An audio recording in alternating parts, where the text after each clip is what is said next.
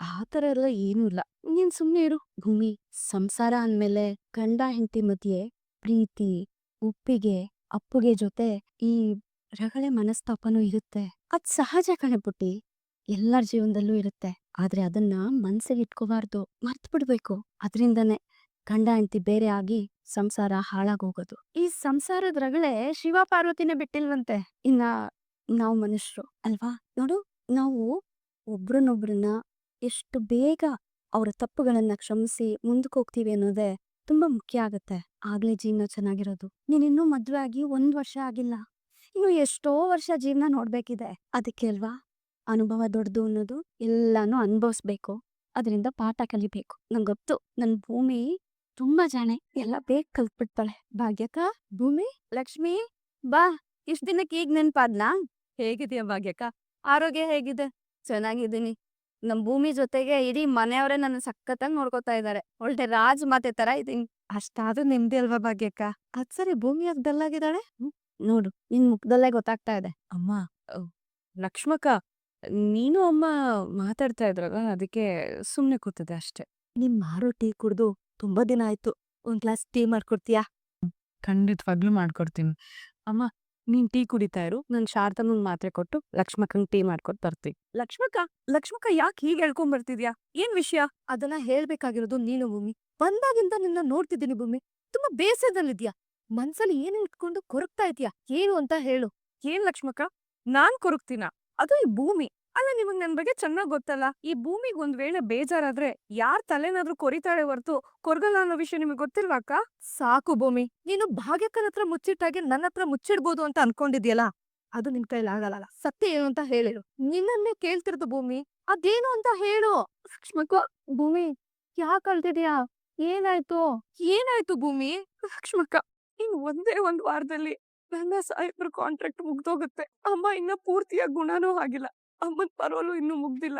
ನಮ್ಮಿಬ್ರು ಕಡುಬು ಮುಗಿದ್ಮೇಲೆ ನನ್ ಅಮ್ಮನ್ ಎಲ್ಲಿ ಅಂತ ಕರ್ಕೊಂಡ್ ಹೋಗ್ಲಿ? ಒಂದ್ ವೇಳೆ ನಾನ್ ಕರ್ಕೊಂಡ್ ಹೋದ್ರು ಅವ್ರಿಗೆ ಏನಂತ ಹೇಳಿ ಲಕ್ಷ್ಮಕ್ಕ? ನಿಜ ಹೇಳು ಭೂಮಿ. ನಿನ್ ಭಾಗ್ಯಕ್ಕನ್ ಒಂದೇ ವಿಷಯಕ್ಕ ಕೊರಗ್ತಾ ಇರೋದು? ಏನು ಅಂತ ನನ್ನ ಹತ್ರ ಹೇಳು ಭೂಮಿ. ಒಬ್ಳೆ ಕೊರಗ್ಬೇಡ ನೀನು. ನಿಮಿಷ ಬಂದ. ಏನಿದು ಭೂಮಿ? ನೋಡಿ ಅಕ್ಕ, ನಿಮ್ಗೆ ಎಲ್ಲ ಅರ್ಥ ಆಗುತ್ತೆ. ಭೂಮಿ, ಏನಿದು ಭೂಮಿ? ಹೌದು ಲಕ್ಷ್ಮಕ್ಕ, ನಾನು ಅಜಿತ್ ಸಾಹೇಬ್ರನ್ನ ತುಂಬಾ ಪ್ರೀತಿಸ್ತಾ ಇದ್ದೀನಿ. ಆದ್ರೆ ನನ್ಗಿದೆಲ್ಲ ಯಾವಾಗಾಯ್ತು, ಹೇಗಾಯ್ತು ಅನ್ನೋದಕ್ಕೆ ಉತ್ತರ ಇಲ್ಲ ಅಕ್ಕ. ಆದ್ರೆ ನನ್ನ ಮನ್ಸು ಅವ್ರ ಮನ್ಸಲ್ಲಿ ಬೆರೆತೋಗಿದೆ ಅನ್ನೋದು ಮಾತ್ರ ಸತ್ಯ. ಅಕ್ಕ, ಇದುವರೆಗೂ ಸಾಹೇಬ್ರ ಜೊತೆ 1 ವರ್ಷ ಒಂದೇ ರೂಮಲ್ಲಿ ಇಬ್ರು ಜೊತೆಗಿದ್ರು ಒಂದ್ ಕ್ಷಣನೂ ಸಾಹೇಬ್ರು ತಪ್ಪಾಗಿ ನಡ್ಕೊಳ್ಳಿಲ್ಲ. ಅಷ್ಟೇ ಯಾಕೆ, ನನಗಿಂತ ನನ್ ಬಗ್ಗೆ ಸಾಹೇಬ್ರು ತುಂಬಾ ಚೆನ್ನಾಗಿ ಅರ್ಥ ಮಾಡ್ಕೊಂಡಿದ್ದಾರೆ. ಅಕ್ಕ, ಅಂತ ಒಳ್ಳೆ ಗುಣ ಇರೋ ಸಾಹೇಬ್ರನ್ನ ಬಿಟ್ಟೋಗೋದಕ್ಕೆ ನನ್ ಮನ್ಸಿಗೆ ತುಂಬಾ ಕಷ್ಟ ಆಗ್ತಿದೆ. ನನಗ್ ಗೊತ್ತಿಲ್ದೆ ನನ್ ಸಾಹೇಬ್ರು ನಂಗೆ ಆವರ್ಸ್ಕೊಂಡ್ಬಿಟ್ಟಿದ್ದಾರೆ ಲಕ್ಷ್ಮಕ್ಕ. ಇದನ್ನ ನೀನ್ ಅಜಿತ್ ಸಾಹೇಬ್ರ ಹತ್ರ ಹೇಳಿದ್ಯಾ ಭೂಮಿ? ಸಾಹೇಬ್ರಿಗೆ ನನ್ ಪ್ರೀತಿನ ಹೇಳೋದಕ್ಕೆ ತುಂಬಾ ಸಲ ಪ್ರಯತ್ನ ಪಟ್ಟೆ. ಅಷ್ಟೇ ಅಲ್ಲ ಅಕ್ಕ, ಕೆಲವೊಂದ್ಸತಿ ಇಂಡೈರೆಕ್ಟ್ ಆಗೂ ಹೇಳ್ದೆ. ನಮ್ ಸಾಹೇಬ್ರಿಗೆ ಇದ್ಯಾವ್ದು ಗೊತ್ತೇ ಆಗ್ಲಿಲ್ಲ. ಅದಕ್ಕೆ ಈ ಡೈರಿಯಲ್ಲಿ ನನ್ ಮನ್ಸಲ್ಲಿರೋ ಪ್ರೀತಿನೆಲ್ಲ ಬರ್ದೆ. ಆದ್ರೆ ಸಾಹೇಬ್ರು ಇದನ್ನ ಓದ್ಲೇ ಇಲ್ಲ ಅಕ್ಕ. ಆದ್ರೆ ಈಗ ಸಾಹೇಬ್ರು ಮುಂಚೆ ತರ ನನ್ ಮೇಲೆ ಸಿಡ್ಕೋಕ್ ಶುರು ಮಾಡಿದ್ದಾರೆ. ಅಕ್ಕ, ಮುಂಚೆ ಎಲ್ಲ ನಾನು ಹೇಳ್ತಾ ಇದ್ದೆ ಕಾಂಟ್ರಾಕ್ಟ್ ಮುಗಿಯುತ್ತೆ ಅಂತ. ಆದ್ರೆ ಈಗ ಸಾಹೇಬ್ರು ಹೇಳಕ್ ಶುರು ಮಾಡಿದ್ದಾರೆ. ಅಕ್ಕ, ಇದನ್ನೆಲ್ಲ ನೋಡ್ತಾ ಇದ್ರೆ ನನ್ಗೆ ಎಷ್ಟು ಸಂಕಟ ಆಗ್ತಿದೆ ಗೊತ್ತಾ? ನಿನ್ನೆಯಿಂದ ಸಾಹೇಬ್ರು ನನ್ ಜೊತೆ ಸರಿಯಾಗೂ ಮಾತಾಡ್ತಿಲ್ಲ. ಅವ್ರು ಯಾಕೆ ಮಾತಾಡ್ತಿಲ್ಲ ಅಂತ ನನ್ಗೆ ಅರ್ಥನೂ ಆಗ್ತಿಲ್ಲ. ನನಗ್ ಅರ್ಥ ಆಗ್ತಿದೆ ಭೂಮಿ. ಲಕ್ಷ್ಮಕ್ಕ, ಏನ್ ಹೇಳ್ತಿದ್ದೀರಾ ನೀವು? ಪ್ರೀತಿ ಇರೋ ಕಡೆನೆ ಭೂಮಿ ಕೋಪ ಇರೋದು. ಸಾಹೇಬ್ರ ಕೋಪ ನಿನ್ ವಿರುದ್ಧ ಅಲ್ಲ, ಅದು ನಿನ್ನಿಂದ ದೂರ ಆಗೋ ಭಯದ ಮೇಲೆ ಅಂತ ಅನಿಸ್ತಿದೆ. ನನ್ನ ಪ್ರಕಾರ ಸಾಹೇಬ್ರಿಗೂ ನಿನ್ ಮೇಲೆ ಪ್ರೀತಿ ಆಗಿರ್ಬೋದು ಭೂಮಿ. ಅದನ್ನ ಮುಚ್ಚಿಟ್ಕೊಳಕ್ಕಾಗ್ದೆ ನಿನ್ನಲ್ಲಿ ಕೋಪ ಮಾಡ್ಕೊಂತಿರ್ಬೋದು ಅನ್ಸುತ್ತೆ. ಲಕ್ಷ್ಮಕ್ಕ, ಹಾಗಂತೀರಾ? ಆದ್ರೆ ಆದ್ರೆ ಸಾಹೇಬ್ರು ನನ್ನ ಪ್ರೀತಿಸ್ತಿದ್ದಾರೆ ಅಂತ ಹೇಗ್ ತಿಳ್ಕೊಳ್ಳೋದು? ಅದನ್ನ ನಾನ್ ನೋಡ್ಕೊಳ್ತೀನಿ ಭೂಮಿ. ಈ ಚಾರ್ಜರ್ ಎಲ್ಲಿಟ್ನೋ ಗೊತ್ತೇ ಆಗ್ತಿಲ್ವಲ್ಲ. ನಚ್ಚಿ, ಇಫ್ ಯು ಡೋಂಟ್ ಮೈಂಡ್, ನಿನ್ ಪವರ್ ಬ್ಯಾಂಕ್ನ ಒಂದ್ ಸ್ವಲ್ಪ ನನಗ್ ಕೊಡ್ತೀಯಾ? ನಾನ್ ಚಾರ್ಜರ್ ಎಲ್ಲಿಟ್ಟಿದ್ದೀನಿ ಅಂತಾನೆ ಗೊತ್ತಾಗ್ತಿಲ್ಲ. ಶೂರ್. Thank you. ಅಂಜು, ಒಂದು ನಿಮಿಷ ಬಾ ಕೂತ್ಕೋ. ಒಂದು ಗಂಡು ಹೆಣ್ಣಿಗೆ ಮದುವೆ ಎಷ್ಟು ಮುಖ್ಯ ಅಂತ ನನಗೆ ಗೊತ್ತು. ಅದರಲ್ಲೂ ಒಂದು ಹೆಣ್ಣಿಗೆ ಇನ್ನ ಎಷ್ಟು ಮುಖ್ಯ ಅಂತ ನಂಗೆ ಚೆನ್ನಾಗಿ ಅರ್ಥ ಆಗಿದೆ. ಅದು ಮದುವೆ ಟೈಮಲ್ಲಾಗೋ ಈ ಹಳ್ದಿ, ಸಂಗೀತು, ಮೆಹಂದಿ ಶಾಸ್ತ್ರಗಳಾಗಿರ್ಬೋದು, ಅಥವಾ ಇದೆಲ್ಲದಕ್ಕಿಂತ ಮುಂಚೆ ಆಗೋ ಪ್ರೀ ವೆಡ್ಡಿಂಗ್ ಫೋಟೋ ಶೂಟ್ ಇರ್ಬೋದು. ಆ್ಯಂಡ್ ನಾಟ್ ಜಸ್ಟ್ ದ್ಯಾಟ್, ಮದುವೆ ಎಷ್ಟು ಸಿಂಪಲ್ ಆಗಿ ಅಥವಾ ಎಷ್ಟು ಡೀಟೇಲ್ಡ್ ಆಗಿ ಆಗಬೇಕು, ಮದುವೆಗೆ ಯಾವ ಕಲರ್ ಬಟ್ಟೆ ಹಾಕಬೇಕು, ಯಾವ ಥೀಮಲ್ಲಿ ಮಾಡಬೇಕು, ಇದ್ರ ಬಗ್ಗೆ ಎಲ್ಲ ನೀವು ತುಂಬ ಚೆನ್ನಾಗಿ ಯೋಚನೆ ಮಾಡಿರ್ತೀರಾ ಅಂತ ನನಗೆ ಗೊತ್ತು. ಸೊ ನಮ್ಮ ಮದುವೆಗೆ ನೀನು ಇದ್ರ ಬಗ್ಗೆ ಎಲ್ಲ ಏನೇನು ಯೋಚನೆ ಮಾಡಿದ್ಯಾ ಅಂತ ಐಡಿಯಾಸ್ ಮಾಡಿ ನನಗೆ ಹೇಳು. Not bad Nachchi. ನೀ ಇದ್ರ ಬಗ್ಗೆ ಇಷ್ಟೊಂದೆಲ್ಲ ತಿಳ್ಕೊಂಡಿದ್ಯಾ? ಹಾಗಲ್ಲ, ಬಟ್ ನಾನು ಇವಾಗ ತಾನೇ ಹೇಳ್ದಲ್ಲ ಎಷ್ಟು ಇಂಪಾರ್ಟೆಂಟ್ ಅಂತ ನಂಗೆ ಅರ್ಥ ಆಗಿದೆ ಅಂತ. ಆ್ಯಂಡ್ ನಾಟ್ ಜಸ್ಟ್ ದಟ್, ಇವಾಗ ಸೋಷಿಯಲ್ ಮೀಡಿಯಾದಲ್ಲೆಲ್ಲ ವೆಡ್ಡಿಂಗ್ಸ್ ಆರ್ ಟ್ರೆಂಡಿಂಗ್. ಆ ರೀಲ್ಸ್ ಎಲ್ಲ ನೋಡಿ ಒಂದು ಸ್ವಲ್ಪ ಅರ್ಥ ಮಾಡ್ಕೊಂಡಿದ್ದೀನಿ. So but still I really like it Nachchi. ನನಗನ್ಸುತ್ತೆ ಅವಳಿಗೆ ನಿಮ್ ತಂಗಿನ ವಹಿಸ್ಕೊಂಡು ಮಾತಾಡ್ಬೇಡಿ ನನ್ನ ಹತ್ರ. ಮತ್ತೆ ಏನಾಯ್ತು ಅಂತ ಹೇಳಿದ್ರೆ ಏನಾಯ್ತು ಅಂತ ನಿಮ್ಗೆ ಹೇಳ್ಬೇಕಲ್ವಾ? ನಿಮ್ ತಂಗಿ ಲಚ್ಚಿ ಮದುವೆ ಆದ್ಮೇಲೆ ಮನೆಯವ್ರ ಪರಿಸ್ಥಿತಿ ಏನು, ನಾನು ಸೆಂಟ್ರಲ್ ಬಿಟ್ಟು ಹೋಗ್ಬಿಟ್ರೆ ಅವ್ರು ಏನ್ ಅನ್ಕೊಂಡ್ಬಿಡ್ತಾರೋ ಅಂತ ಹೇಳಿದ್ಲು. ಅವಳು ಬುದ್ಧಿವಂತೆ, ಸರಿಯಾಗಿ ಪಾಯಿಂಟ್ ಹಾಕಿದಾಳಲ್ಲ, ಇದ್ರಾಗ ಏನಿದೆ ತಪ್ಪು? ಆ ಬುದ್ಧಿವಂತೆಗೆ ಸಾಹೇಬ್ರೆ ನಿಮ್ಮನ್ನ ಬಿಟ್ಟು ನನಗ್ ಹೋಗಲ್ಲ ಅಂತ ಒಂದು ಮಾತು ಹೇಳೋದಕ್ಕಾಗ್ಲಿಲ್ಲ ಅಲ್ವಾ?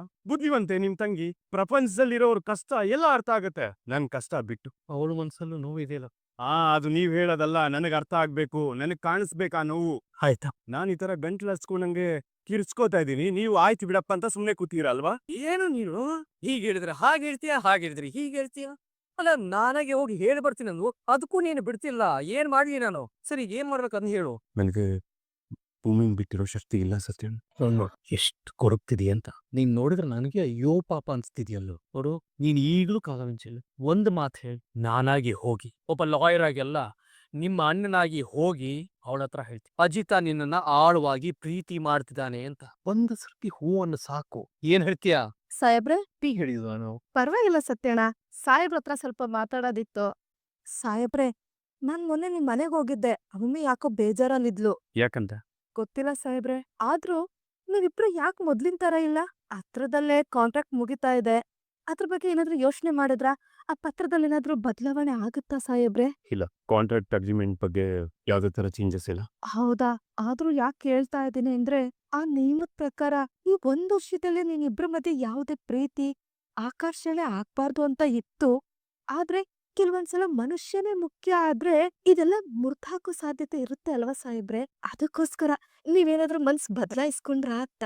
ಅಂತದೇನಿಲ್ಲ, ರೂಲ್ಸ್ ಅಂದ್ರೆ ರೂಲ್ಸ್ ಅಷ್ಟೇ. ಸರಿ ಸಾಹೇಬ್ರೆ, ಸತ್ಯನಾ, ಸಮಯ ಮುಗಿತಿದ್ದಾಗೆ ನಮ್ ಭೂಮಿನ ನಾನ್ ವಾಪಸ್ ಕರ್ಕೊಂಡ್ ಹೋಗ್ಬೇಕಲ್ವಾ? ಹೌದು. ನೀವು ತಯಾರಿ ಮಾಡ್ಕೊಡಿ. ಇಷ್ಟೊತ್ತಿಗಾಗ್ಲೇ ಲಕ್ಷ್ಮಕ್ಕ ಸಾಹೇಬ್ರ ಹತ್ರ ಮಾತಾಡಿರ್ಬೋದು. ನಮ್ ಸಾಹೇಬ್ರು 1 ಗಂಟೆ ಮುಂಚೆನೆ ಟೀ ಕೇಳಿರ್ತಾರೆ. ಹಾಗಿದ್ಮೇಲೆ ಲಕ್ಷ್ಮಕ್ಕ ಅಲ್ಲಿ ಹೋಗಿರ್ತಾರೆ, ಸಾಹೇಬ್ರ ಹತ್ರ ಮಾತಾಡಿರ್ತಾರೆ. ಅಯ್ಯೋ, ಹಾಗಿದ್ರೆ ಕಾಲ್ ಬರ್ಬೇಕಿತ್ತಲ್ಲ ಇಷ್ಟ್ರಲ್ಲಿ ನನ್ಗೆ. ಅಲ್ಲ, ಸಾಹೇಬ್ರು ಲಕ್ಷ್ಮಕ್ಕನ ಹತ್ರ ಏನೇನ್ ಕೇಳ್ತಾರೋ ಅದಕ್ ಲಕ್ಷ್ಮಕ್ಕ ಸಾಹೇಬ್ರಿಗೆ ಏನೇನ್ ಹೇಳ್ತಾರೋ ಗೊತ್ತಾಗ್ತಿಲ್ವೇ? ಶೋ ದೇವ್ರೇ, ನಂಗೆ ಟೆನ್ಷನ್ ತಾಕೊಳಕ್ ಆಗ್ತಿಲ್ವಲ್ಲಪ್ಪ. ಒಂದ್ ವೇಳೆ ಸಾಹೇಬ್ರು ನನ್ನ ಹತ್ರ ಹೇಳ್ಕೊಳಕ್ ಆಗದೆ ಇರೋ ಪ್ರೀತಿನ ಲಕ್ಷ್ಮಕ್ಕನ ಹತ್ರ ಏನಾದ್ರೂ ಹೇಳಿರ್ತಾರಾ? ಭೂಮಿ, ಸುಮ್ನೆ ಏನೇನೋ ಯೋಚನೆ ಮಾಡೋ ಬದಲು ಲಕ್ಷ್ಮಕ್ಕನ ಡೈರೆಕ್ಟ್ ಆಗಿ ಕೇಳ್ಬೇಕು ತಾನೆ. ಲಕ್ಷ್ಮಕ್ಕನ ಫೋನ್ ಮಾಡಬೇಡಣ. ಈ ಲಕ್ಷ್ಮಕ್ಕ ಫೋನೇ ತೆಗಿತಾ ಇಲ್ವಲ್ಲ. ಲಕ್ಷ್ಮಕ್ಕ, ನೀನೇ ಬಂದ್ಬಿಟ್ಯಾ? ನಾನು ಇಷ್ಟೊತ್ತವರೆಗೂ ನಿನ್ಗೆ ಫೋನ್ ಟ್ರೈ ಮಾಡ್ತಿದ್ದೆ. ಅದ್ ಸರಿ, ಏನೊಂದು ಸಾಹೇಬ್ರ ಹತ್ರ ಮಾತಾಡಿದ? ನನಗ್ ಗೊತ್ತು ಭೂಮಿ, ನೀನ್ ನನ್ ಬರೋ ದಾರಿನೇ ನಿನ್ ಉಸಿರನ್ನ ಬಿಗಿ ಹಿಡ್ದು ಕಾಯ್ತಿರ್ತೀಯ ಅಂತ. ಅದಕ್ಕೆ ನಿನಗ್ ಫೋನ್ ಮಾಡ್ದೆ ಡೈರೆಕ್ಟ್ ಆಗೇ ಹೇಳೋಣ ಅಂತ ಬಂದೆ. ಅದ್ ಸರಿ ಲಕ್ಷ್ಮಕ್ಕ, ಸಾಹೇಬ್ರ ಹತ್ರ ಹೋಗಿದ್ದ, ಮಾತಾಡ್ದ? ಅವ್ರು ಏನಂತ ಹೇಳಿದ್ರು? ಮಾತಾಡ್ದೆ ಭೂಮಿ, ನೀನ್ ಸಾಹೇಬ್ರ ಹತ್ರ ಇಂಡೈರೆಕ್ಟ್ ಆಗೇ ಮಾತಾಡ್ದೆ. ಹೌದಾ? ಏನ್ ಹೇಳಿದ್ರು ಅವ್ರು? ಸಾಹೇಬ್ರಿಗೆ ನೀನ್ ಅನ್ಕೊಂಡಿರೋ ಹಾಗೆ ಯಾವ್ದೇ ಪ್ರೀತಿ ಭಾವನೆಗಳಿಲ್ಲ ಭೂಮಿ. 1 ವರ್ಷದಲ್ಲಿ ಗೊತ್ತಿರೋ ಪ್ರೀತಿ 1 ವಾರದಲ್ಲಿ ಹೇಗ್ ಹುಟ್ಟುತ್ತೆ ಭೂಮಿ? ನೀನ್ ಹೇಗ್ ಬಂದ್ಯೋ ಹಾಗೆ ಹೊರಡಕ್ ರೆಡಿ ಆಗು. ನೋಡು ಭೂಮಿ, ನೀನ್ ಇಲ್ಲೇ ಇದ್ರೆ ನಿನ್ ಭಾವನೆಗಳ ಮೇಲೆ ಹಿಡಿತಾನೆ ಇರಲ್ಲಮ್ಮ. ಭಾವನೆಗಳಿಗೆ ಹಿಡಿತಾ ಇದ್ದಿದ್ರೆ ನನ್ಗೆ ಅವ್ರ ಮೇಲೆ ಪ್ರೀತಿನೇ ಹುಟ್ತಾ ಇರ್ಲಿಲ್ಲ ಅಕ್ಕ. ನೀನೊಂದ್ ಕೆಲ್ಸ ಮಾಡು ಭೂಮಿ, ನಿನ್ ಭಾಗ್ಯಕ್ಕನ್ನ ಕರ್ಕೊಂಡ್ ನಮ್ಮನೆಗ್ ಬಂದ್ಬಿಡು. ಮನೇಲಿ ಯಾರಾದ್ರೂ ಕೇಳಿದ್ರೆ ಭಾಗ್ಯಮ್ಮಂಗೆ 4 ದಿನ ವಾತಾವರಣ ಬದಲಾಗುತ್ತೆ ಅಂತ ಹೇಳು. ನಾನು ನಮ್ಮನೆಗೂ 4 ದಿನ ಕರ್ಕೊಂಡ್ ಹೋಗ್ತೀನಿ ಅಂತ ನೆಪ ಹೇಳ್ತೀನಿ. ಹೇಗಿದ್ರು ಭಾಗ್ಯಂಗೂ ನಿನ್ ಅವಶ್ಯಕತೆ ಇದೆ ಅಂತ ಎಲ್ರಿಗೂ ಗೊತ್ತು. ಆಗ ಮಗಳು ಅಮ್ಮನ್ ಜೊತೆಗಿರ್ಬೇಕು ಅಂತ ನೀನು ಬಂದ್ಬಿಡು ಭೂಮಿ. ಹೇಗಿದ್ರು ಭಾಗ್ಯಕ್ಕ ಪೆರಲ್ ಮುಗಿದ್ಮೇಲೆ ಹಾಗೆ ಅಲ್ಲಿಂದಾನೆ ಹೊರಡ್ತಾರೆ. ಅವ್ರಿಗೆ ನಿನ್ ಮದ್ವೆ ರಹಸ್ಯ ಗೊತ್ತಾಗೋದಿಲ್ಲ. ನಿನ್ಗೂ ಸಾಹೇಬ್ರ ಮೇಲೆ ಹುಟ್ಟಿರೋ ಪ್ರೀತಿನ ಅವ್ರಿಂದ ಮುಚ್ಚಿಟ್ಕೊಳ್ಳೋ ಹೊತ್ತಾಟ ಇರಲ್ಲ ಭೂಮಿ. ಲಕ್ಷ್ಮಕ್ಕ, ಇದೆಲ್ಲ ಸರಿ ಅನ್ಸುತ್ತಾ? ಒಟ್ಟಿಗೆ ನಡೀತಾ ಇರ್ಬೇಕಾದ್ರೆ ಅರ್ಧ ದಾರಿಯಲ್ಲೇ ಬಿಟ್ಟು ಹೋಗೋದು ಅದೆಷ್ಟು ಮಟ್ಟಕ್ ಸರಿ? ಆದ್ರೆ ಜೊತೆ ನಡ್ಕೊಂಡು ಹೋಗಕ್ ಆಗಲ್ಲ ಭೂಮಿ. ಹೇಗಿದ್ರು 1 ವಾರ ಆದ್ಮೇಲೆ ನಿನ್ ದಾರಿ ನಿನ್ಗೆ, ಅವ್ರ ದಾರಿ ಅವ್ರಿಗಲ್ವಾ ಭೂಮಿ? ಅದೇ ಲಕ್ಷ್ಮಕ್ಕ, ನಾವಿಬ್ರು ಒಪ್ಕೊಂಡಿರೋ ಪ್ರಕಾರ ನಾವಿಬ್ರು 1 ವರ್ಷ ಜೊತೆಗೆ ಇರ್ಬೇಕಲ್ವಾ? ಅಲ್ಲ ಭೂಮಿ, ಎದೆಲ್ ನೋವ್ ಹಿಡ್ಕೊಂಡು ಅವ್ರ ಮುಂದೆ ಹೇಗೆ ಇರ್ತೀಯಾ? ನನ್ ಸಾಹೇಬ್ರಿಗೆ ಮಾತ್ ಕೊಟ್ಟಿದೀನಿ ಲಕ್ಷ್ಮಕ್ಕ, 1 ವರ್ಷದವರೆಗೂ ಅವ್ರನ್ನ ಬಿಟ್ಟು ಹೋಗಲ್ಲ ಅಂತ. ಹಾಗಾಗಿ ನಮ್ ಒಪ್ಪಂದದ ಗಡುವು ಮುಗಿಯೋವರೆಗೂ ಅದೇನೇ ಕಷ್ಟ ಬಂದ್ರು ನಾನಂತೂ ಸಾಹೇಬ್ರನ್ ಬಿಟ್ಟು ಬರೋದಿಲ್ಲ. ನೀನೀಗ ಹಠ ಮಾಡಿದ್ರೆ ಹೇಗ್ ಭೂಮಿ? ನನ್ಗೇನ್ ಹೇಳ್ಬೇಕು ಅಂತಾನೆ ಗೊತ್ತಾಗ್ತಾ ಇಲ್ಲ. ಲಕ್ಷ್ಮಕ್ಕ, ನೀವ್ ನನ್ ಬಗ್ಗೆ ಯೋಚನೆ ಮಾಡೋದಕ್ಕೆ ಹೋಗ್ಬೇಡಿ. ನಾಳೆ ಬೆಳಗಾದ್ರೆ ಹೋಳಿ ಹಬ್ಬ ಇದೆ. ನನ್ ಪಾಲಿಗೆ ಇದೇ ಕೊನೆ ಹಬ್ಬ. ನೀವು ಮನೆಯವ್ರ ಜೊತೆ ಎಲ್ಲ ಸೇರಿ ಈ ಹಬ್ಬನ ಆಚರಿಸ್ತೀನಿ. ಆ ಸಂಭ್ರಮದ ಕಳ್ಗೆನ ಹೊತ್ಕೊಂಡೆ ಈ ಮನೆಯಿಂದ ನಾನು ಹೊರಗೆ ಹೋಗೋದು. ಭೂಮಿ, ಆ ದೇವ್ರು ನಿಮ್ಮಿಬ್ಬರನ್ನ ಒಂದ್ ಮಾಡಿದಿದ್ರೆ ಎಷ್ಟು ಚೆನ್ನಾಗಿರೋದಲ್ವಾ ಭೂಮಿ? ಬೇಜಾರಾಗ್ಬೇಡ ಭೂಮಿ. ವಿಧಿ ಮುಂದೆ ನಾವೇನು ಅಲ್ಲ. ಭೂಮಿ ಭೂಮಿ ಏನಾಯ್ತು? ಯಾಕೆ ಅಳ್ತಿದ್ಯಾ? ಇಲ್ಲ ಅತ್ತೆ, ನಾನೇನ್ ಅಳ್ತಿಲ್ಲ. ಲಕ್ಷ್ಮಕ್ಕ ಬಂದ್ರು, ಹಂಗೆ ಇಬ್ರು ಮಾತಾಡ್ತಾ ಇದ್ವಿ ಅಷ್ಟೇ. ಸುಳ್ಳು ಹೇಳ್ಬೇಡ. ಅಮ್ಮನ್ ವಿಚಾರಕ್ಕೆ ನೊಂದ್ಕೊಂಡಿದ್ಯಾ? ಅಯ್ಯೋ ಇಲ್ಲ ಅತ್ತೆ.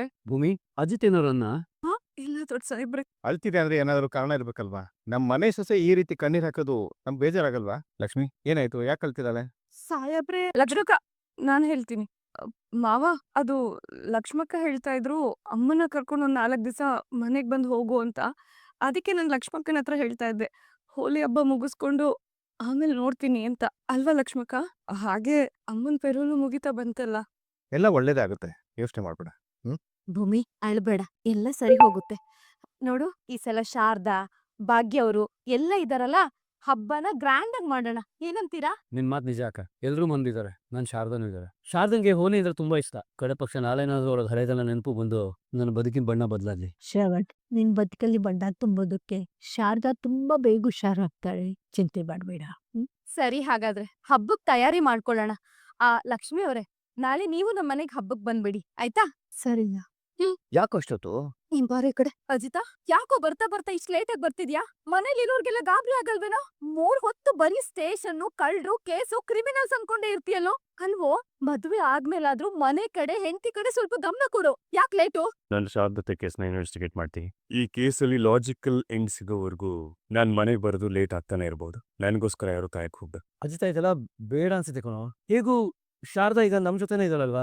ಅಷ್ಟು ಸಾಕಲ್ವಾ? ಶಾರದತೆ ನಮ್ಮ ಮನೆಗೆ ಬಂದಿದ್ದಾರೆ ನಿಜ ಮಾವ, ಆದ್ರೆ ಅವರ ಪರಿಸ್ಥಿತಿಗೆ ಯಾರ್ ಕಾರಣ ಅನ್ನೋರು ಸಿಗಾಕೊಬೇಕಲ್ವಾ? ಅವ್ರು ಸಿಗಾಕೊಳ್ಳೋವರೆಗೂ ನನ್ ಕೆಲ್ಸ ಮುಂದುವರಿತಾನೆ ಇರುತ್ತೆ.